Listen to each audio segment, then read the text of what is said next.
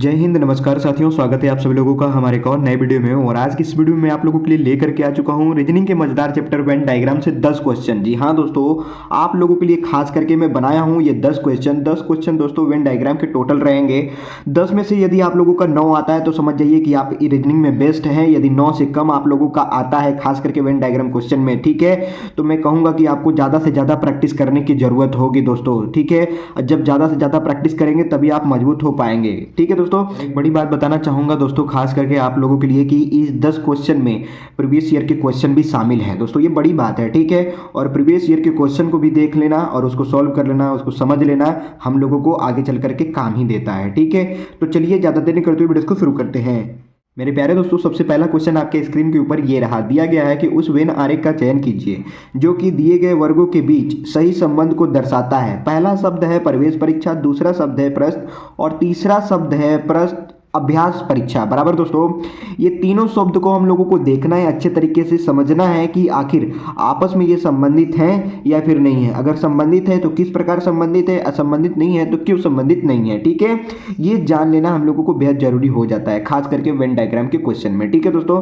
तो पहला है प्रवेश परीक्षा और दूसरा है प्रश्न, तीसरा है अभ्यास परीक्षा। ठीक है, तो ये जो प्रश्न होता है, ठीक है, प्रश्न जो होता है वो प्रवेश परीक्षा के लिए भी होता है और अभ्यास परीक्षा के लिए भी होता है, यानी कि प्रैक्टिस एग्जाम के लिए भी होता है। बराबर दोस्तों, तो दोनों के लिए क्या चाहिए, प्रश्न चाहिए। ठीक है, तो प्रश्न क्या है, इंपॉर्टेंट है, तो इसीलिए हम लोग का ये बन जाता है प्रश्न। ठीक है, तो कुछ प्रश्न प्रवेश परीक्षा के लिए हो जाएंगे तो ये बन गया डायग्राम, और कुछ प्रश्न अभ्यास परीक्षा के लिए हो जाएंगे तो ये हो गया हम लोगों का, यानी ये जो बीच में की आकृति है ये हमारी प्रश्न है और ये जो हमारा है वो ये हमारा प्रश्न बोले तो क्वेश्चन है। ठीक है, और ये जो हमारा प्रवेश परीक्षा है यानी कि एंट्रेंस एग्जाम, ठीक है, और ये अभ्यास परीक्षा यानी कि हमारा प्रैक्टिस सेट। बराबर दोस्तों, तो इस प्रकार की हमारी डायग्राम तैयार हो जाती है। तो ये आकृति कहाँ पे बनी हुई है, ये आकृति बनी हुई है ऑप्शन नंबर बी में। तो option number B is the correct answer हो जाएगा दोस्तों। मुझे विश्वास है आपको ये शब्द अच्छे तरीके से समझ में आए होंगे और इसके डायग्राम भी क्लियर हो गया होगा। तो चलिए देखते हैं अब हम लोग दूसरे प्रश्न को।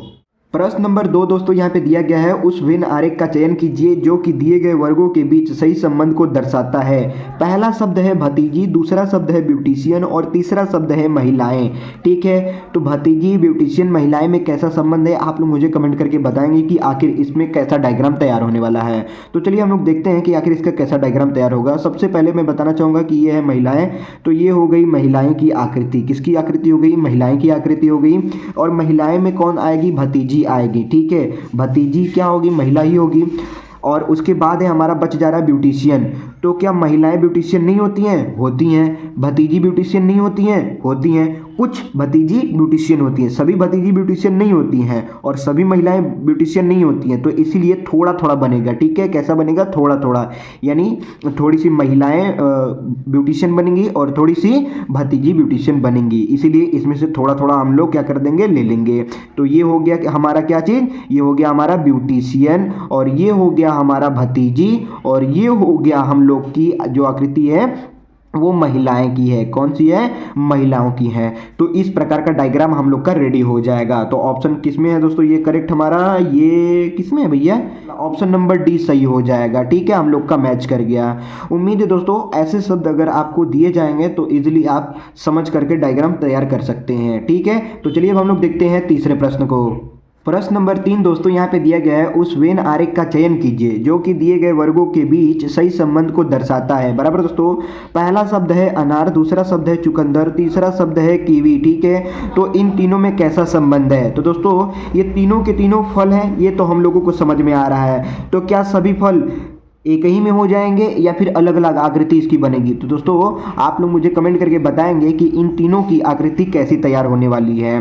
ठीक है, तो चलिए हम लोग समझते हैं। ये जो अनार है वो भी क्या है, एक फ्रूट है। चुकंदर भी एक फ्रूट है और कीवी भी एक प्रकार का फ्रूट ही है। ठीक है दोस्तों, तो अनार की आकृति ये हो गई, चुकंदर की आकृति ये हो गई और कीवी की आकृति ये हो गई। बराबर दोस्तों, यहीं पे अगर एक और शब्द जोड़ देता है जैसे कि फल, तो फल अगर जोड़ देता तो यहाँ पे ऐसे बन जाता हम लोगों का फल के अंदर ही अनार आ गया, चुकंदर आ गया और कीवी आ गया। ठीक है, तो इस प्रकार की आकृति तैयार होती है। लेकिन यहाँ पे फल नहीं दिया गया है, केवल 3 ही शब्द दिए गए हैं, अनार, चुकंदर और कीवी। ये दोस्तों अनाज लिखा गया है लेकिन क्या है, अनार है। ठीक है, ये क्या है, अनार है। ठीक है, तो ये हम लोग की आकृति केवल तैयार हो जाएगी। तो option number C is the correct answer हो जाएगा दोस्तों।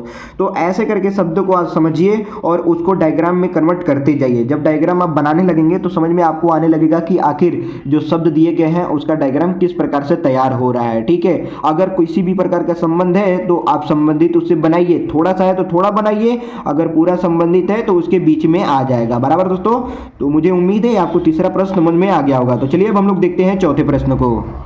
प्रश्न नंबर 4 दोस्तों दिया गया है, उस वेन आरेख का चयन कीजिए जो कि दिए गए वर्गों के बीच सही संबंध को दर्शाता है। पहला शब्द दिया है छात्र और दूसरा शब्द दिया है खिलाड़ियों और तीसरा शब्द दिया है क्रिकेट खिलाड़ियों। बराबर दोस्तों, तो यहाँ पे जो 3 शब्द हैं इन तीनों शब्द को अच्छे तरीके से पहचानना है। तो चलिए हम लोग पहचानते हैं। यहाँ पे छात्र हैं, ठीक है, और उसके बाद खिलाड़ियों हैं, फिर उसके बाद क्रिकेट खिलाड़ियों।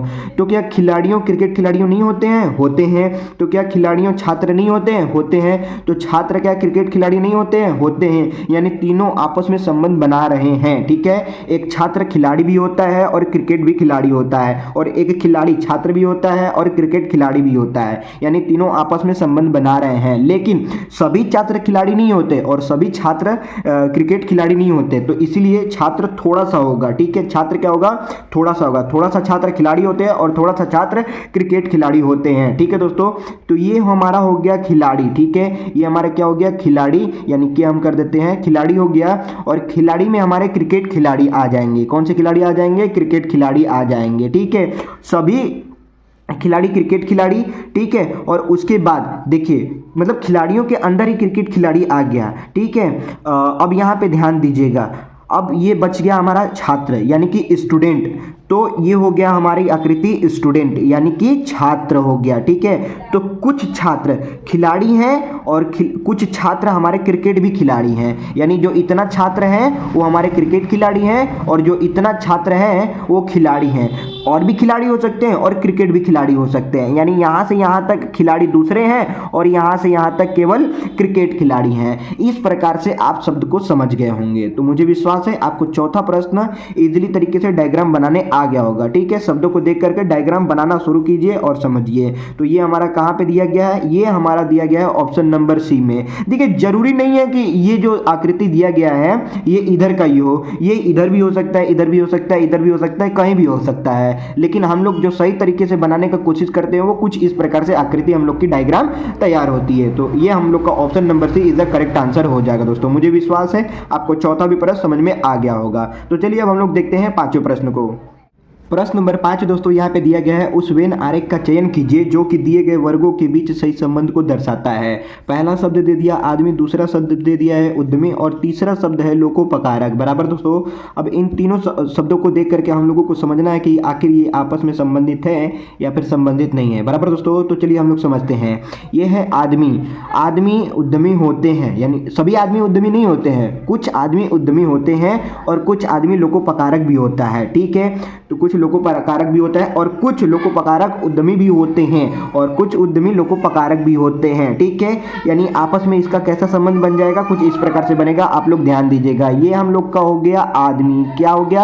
आदमी, यानी कि मैन हो गया। बराबर दोस्तों, तो कुछ आदमी उद्यमी होते हैं, क्या होते हैं? उद्यमी होते हैं, और कुछ उद्यमी लोकोपकारक भी होते हैं और आदमी कुछ लोकोपकारक भी होते हैं। ठीक है, तो यहाँ कुछ का बन जाएगा। बराबर दोस्तों, तो ये हो गया हमारा उद्यमी।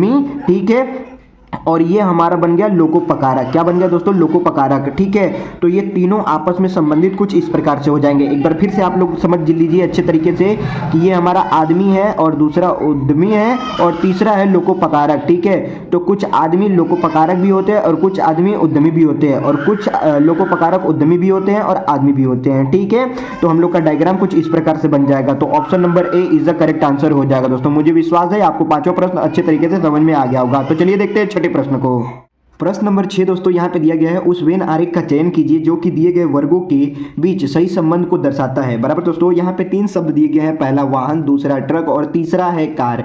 दोस्तों ये तो बहुत ही आसान होगा। ठीक है दोस्तों, अगर आप लोगों ने एसएससी जीडी का एग्जाम दिया होगा तो ये क्वेश्चन आप लोग जरूर फेस किए होंगे। ठीक है, तो चलिए आखिर बता ही देना चाहता हूँ कि आखिर इसका करेक्ट आंसर क्या होने वाला है। ठीक है, लेकिन उससे पहले आप लोग इसको अच्छे तरीके से देखिए और मुझे कमेंट करके बताइए कि आखिर इसका आंसर क्या होने वाला है। ठीक है, तो सबसे पहला शब्द है वाहन, दूसरा शब्द है ट्रक और तीसरा शब्द है कार। ठीक है, ये जो वाहन है, वाहन ट्रक को भी बोलते हैं और कार को भी बोलते हैं, ये आपको भली भांति पता होगा। ठीक है, वाहन जो होता है वो ट्रक भी होता है और कार भी होता है। कार जो होता है वो वाहन भी होता है और ट्रक जो है वो भी वाहन होता है। ठीक है, लेकिन ट्रक कार नहीं होता और कार ट्रक नहीं होता, ये दोनों अलग अलग हैं। ठीक है, इसीलिए जो इसका डायग्राम तैयार होगा ये पहले वाहन का तैयार होगा, ये होगा हम लोग का वाहन। ठीक है, और वाहन में ये जो ट्रक है, ये ट्रक भी एक प्रकार का वाहन है और ये जो कार है ये भी एक प्रकार का वाहन है। तो ट्रक और कार का अलग अलग डायग्राम तैयार हो जाएगा, लेकिन ये दोनों एक प्रकार का, ये भी क्या है, वाहन है। तो इस प्रकार से हम लोग की डायग्राम तैयार हो जाएगी। तो ये देखिए ऑप्शन नंबर बी, ये हम लोग का हो गया वाहन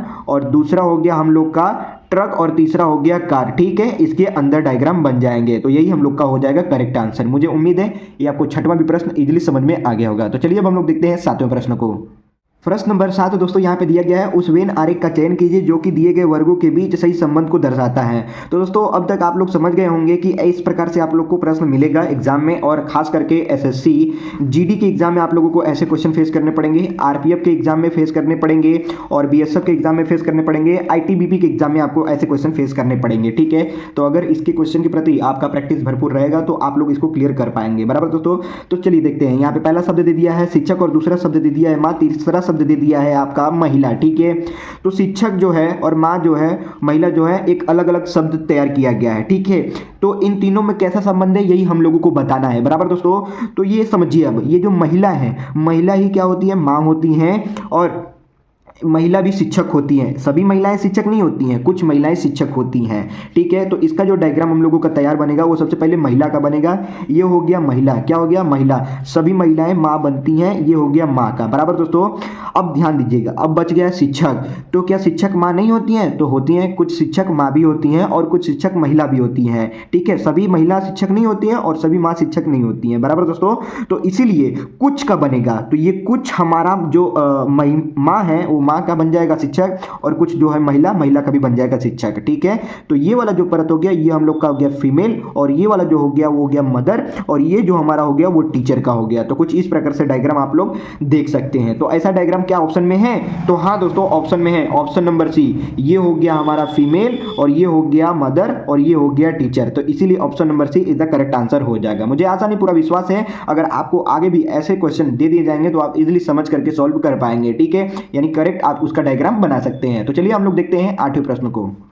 प्रश्न नंबर 8 दोस्तों दिया गया है, उस वेन आरेख का चयन कीजिए जो कि दिए गए वर्गों के बीच सही संबंध को दर्शाता है। पहला शब्द दे दिया है चिकित्सक और दूसरा शब्द दे दिया है प्रोफेसर और तीसरा शब्द दे दिया है हृदय रोग विशेषज्ञ, यानी हृदय के स्पेशलिस्ट, जिसको हम लोग बोलते हैं कार्डियोलॉजिस्ट। क्या बोलते हैं दोस्तों? कार्डियोलॉजिस्ट बोलते हैं। ठीक है, हृदय रोग विशेषज्ञ को बोलते हैं कार्डियोलॉजिस्ट, प्रोफेसर को प्रोफेसर ही बोलते हैं, चिकित्सक को डॉक्टर बोलते हैं। बराबर दोस्तों, तो देखिए सबसे पहले हम लोग देखेंगे हृदय रोग विशेषज्ञ को। सभी हृदय रोग विशेषज्ञ डॉक्टर श्रेणी में आते हैं, इतना तो आप लोगों को पता होगा। लेकिन प्रोफेसर जो है इन दोनों के आंशिक रूप से संबंधित होता है। आंशिक रूप का संबंधित का मतलब कि वो हृदय रोग भी होते हैं, हृदय रोग संबंधित विशेषज्ञ भी होते हैं और चिकित्सक भी होते हैं। ठीक है, यानी जो प्रोफेसर होते हैं वो चिकित्सक बनाते भी हैं, यानी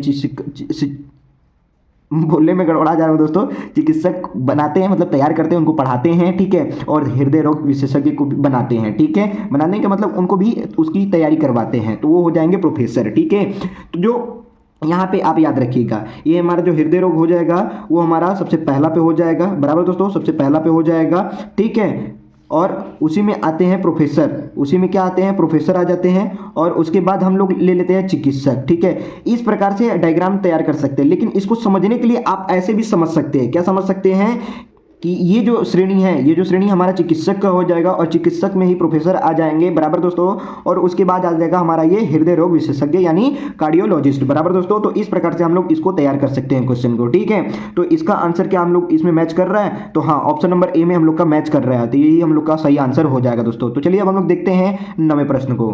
प्रश्न नंबर 9 दोस्तों दिया गया है, उस वेन आरेख का चयन कीजिए जो कि दिए गए वर्गों के बीच सही संबंध को दर्शाता है। बार बार दोस्तों ऐसे ही प्रश्न पढ़ने को मिल रहा है। हाँ दोस्तों, पढ़ने को बिल्कुल मिलेगा ही, क्योंकि ये सभी के सभी प्रश्न क्या है, वेन डायग्राम के ही हैं। ठीक है, तो इसीलिए बार बार आपको मैं बता दे रहा हूँ कि इसी भी प्रकार का आपका क्वेश्चन तैयार किया जाएगा। ठीक है, इससे अलग आपका नहीं होने वाला है। केवल 3 ही शब्द देंगे, 4 शब्द भी दे सकते हैं, जरूरी नहीं है कि 3 ही शब्द। ठीक है, 4 भी शब्द दे सकते हैं, 5 शब्द भी दे सकते हैं, उनके ऊपर निर्भर करता है। ठीक है, कि एग्जामिनर आखिर किस प्रकार का क्वेश्चन पूछने वाला है। लेकिन जब आपका ऐसे में आपका प्रैक्टिस हुआ रहेगा, शब्दों को आप समझे रहेंगे, तब आप एग्जाम में अच्छे तरीके से कम समय में क्या कहते हैं डायग्राम तैयार कर पाते हैं। ठीक है, कर पाएंगे भी। ठीक है, तो पहला शब्द दे दिया है यहाँ पे राज्य, दूसरा शब्द दे दिया है जिला और तीसरा शब्द दे दिया है कॉलोनी। ठीक है दोस्तों, क्या दे दिया है? तीसरा शब्द कॉलोनी दे दिया है। तो ये तो बहुत ही आसान है। ठीक है, कैसे आसान है कि सबसे बड़ा क्या होता है? राज्य होता है। तो ये हो गया हम लोगों का राज्य।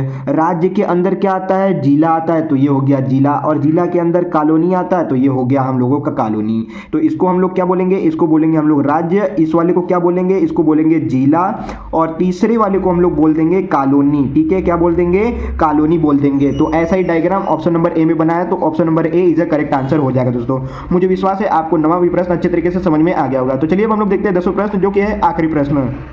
प्रश्न नंबर 10 दोस्तों दिया गया है, उस वेन आरेख का चयन कीजिए जो कि दिए गए वर्गों के बीच सही संबंध को दर्शाता है। पहला शब्द दे दिया यहाँ पे हम लोगों का जीवित प्राणी, दूसरा शब्द दे दिया है जानवर, तीसरा शब्द दे दिया है पक्षी और चौथा शब्द दे दिया यहाँ पे कुत्ता। अभी मैंने आप लोगों को बताया है दोस्तों कि 3 ही केवल शब्द नहीं दे सकते हैं, 4 भी दे सकते हैं, 5 भी शब्द दे सकते हैं। तो आप लोगों ने देख ही लिया कि यहाँ पे टोटल कितने शब्द हैं?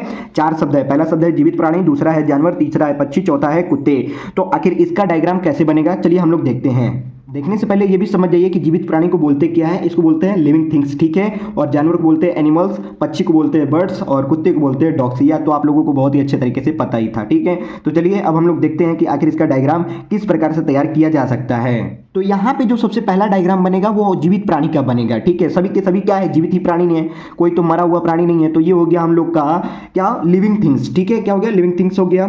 तो अब इसके अंदर क्या बनेगा? अब इसके अंदर हम लोगों का बन सकता है जानवर का। किसका बन सकता है? जानवर का, यानी कि एनिमल का। तो ये हो गया हम लोगों का एनिमल। ठीक है, और एनिमल के अंदर क्या पक्षी आएगा? नहीं, एनिमल के अंदर पक्षी नहीं आएगा, एनिमल के अंदर कुत्ते आएगा। ठीक है, तो एनिमल के अंदर क्या हो गया? हम लोगों का डॉग हो गया। बराबर दोस्तों।